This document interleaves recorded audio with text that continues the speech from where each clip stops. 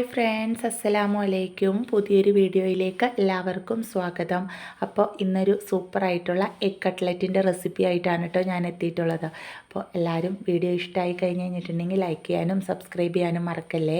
അപ്പോൾ നമുക്ക് എങ്ങനെ തയ്യാറാക്കണേന്ന് നോക്കിയാലോ. ഞാനിവിടെ ഒരു 5 മുട്ട എടുത്തിട്ടുണ്ട്. അതിലേക്ക് ഒരു 2 ചെറിയ സവാള, 2 പച്ചമുളക്, ഒരു ചെറിയ കഷ്ണം ഇഞ്ചി, ഇത്രയും നല്ലതുപോലെ ഒന്ന് ചോപ്പ് ചെയ്തെടുത്തിട്ടുണ്ട് കേട്ടോ. പിന്നെ ഒരു 5 സ്ലൈസ് ബ്രെഡ്, പിന്നെ ഒരു 4 സ്ലൈസ് ബ്രെഡ് ഒന്ന് നല്ലതുപോലെ ക്രം ചെയ്ത് വെച്ചിട്ടുണ്ട്. പിന്നെ സ്വല്പം ഉപ്പ് ആവശ്യത്തിന് എടുക്കാം കേട്ടോ. പിന്നെ ഒരു 3 അല്ലെങ്കിൽ 2.5 ടേബിൾ സ്പൂൺ അരിപ്പൊടി അല്ലെങ്കിൽ കോൺഫ്ലോർ.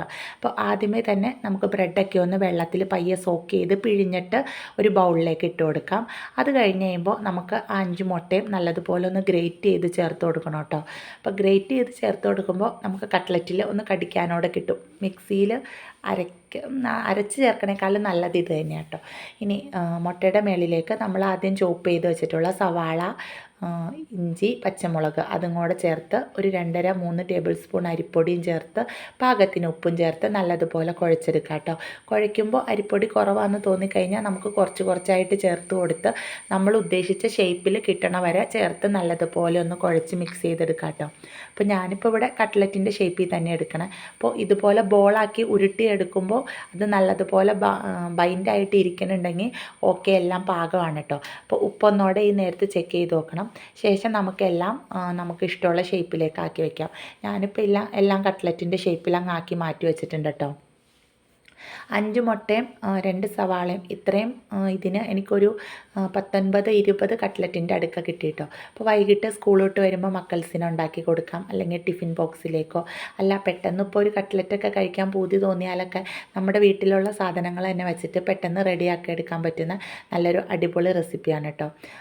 പൊരിക്കുമ്പോൾ ഒന്ന് ജസ്റ്റ് ഒന്ന് സൂക്ഷിച്ച് പൊട്ടാതെ എടുത്തു കഴിഞ്ഞിട്ടുണ്ടെങ്കിൽ നല്ല ടേസ്റ്റി ആയിട്ടുള്ള കട്ട്ലറ്റ് തന്നെ റെഡിയാണ്. അപ്പോൾ അതേ ബ്രെഡ് ക്രംസിലൊന്ന് കോട്ട് ചെയ്തിട്ട് മാറ്റി വെക്കേണ്ട കേട്ടോ.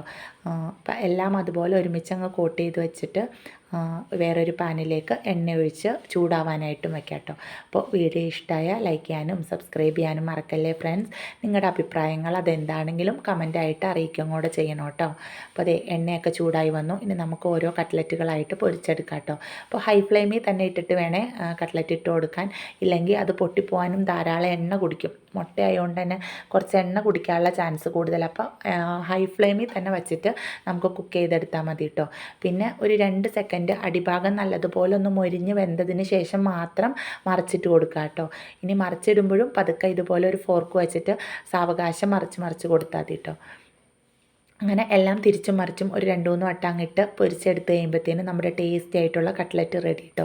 ഇനി മുട്ടയിലൊന്ന് കോട്ട് ചെയ്തെടുക്കുകയാണെങ്കിൽ കുറച്ചുകൂടെ ഫിനിഷിങ്ങിൽ നമുക്ക് ഈ കട്ട്ലറ്റ് കിട്ടുകയും. അപ്പോൾ എൻ്റെ അടുത്ത് മുട്ട ഇല്ലാത്തതുകൊണ്ടാണ് ഞാൻ ഡയറക്റ്റ് ബ്രെഡ് ക്രംസിൽ കോട്ട് ചെയ്തിട്ട് പൊരിച്ചേട്ടോ. അപ്പോൾ നല്ല മയോണൈസിൻ്റെ കൂടെ അല്ലെങ്കിൽ കെച്ചപ്പിൻ്റെ കൂടെയൊക്കെ നല്ലൊരു അടിപൊളി കോമ്പിനേഷൻ തന്നെയാണ് കേട്ടോ.